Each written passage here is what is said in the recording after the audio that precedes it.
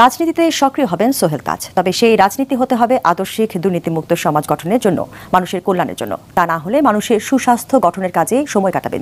বাইরে নন। আওয়ামী লীগ হচ্ছে আমার রক্তে, তো আমি রাজনীতি যদি করি ভবিষ্যতে, সেটা অবশ্যই আওয়ামী লীগের রাজনীতি হবে, কিন্তু সেটা হতে হবে সঠিক রাজনীতি। সেটা হতে হবে যেই বাংলাদেশের জন্য, যেই সোনার বাংলার স্বপ্ন বঙ্গবন্ধু দেখিয়েছিলেন, লক্ষ লক্ষ শহীদ, হাজার হাজার মুক্তিযোদ্ধা যেই স্বপ্নের জন্য জীবন দিয়েছিলেন, আত্মত্যাগ করেছিলেন।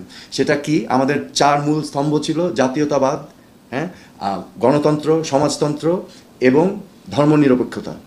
What does that mean? এটা যদি আমরা একটু বিশ্লেষণ করি, এটার মানে হচ্ছে আমরা এমন একটি দেশ চেয়েছিলাম যেখানে সবার সমান অধিকার থাকবে, গণতান্ত্রিক অধিকার। আমি খুশি মনে ক্ষমাকে দিলাম আওয়ামী লীগ সরকারকে। কেন? আওয়ামী লীগ দেশের কাজ করেছে, অনেক উন্নয়ন করছে দেশের জন্য, বাংলাদেশের জন্য।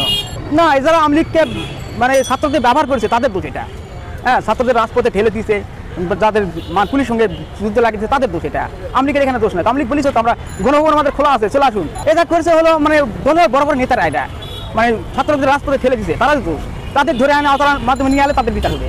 পুলিশ তখন কাদের কথা শুনছে? যাই সরকার থাকবে তার কথা শুনবে। এটা সরকার তো যাই থাকবে তারই কথা। এখন যদি পুলিশ আছে, যে সরকার চলিচ্ছে তাদের কথা পুলিশ শুনবে, আমার কথা শুনবে না। তো না, আওয়ামী লীগের দোষ নাই তো, এখানে দোষের কিছুই নাই, কোনো কিছু।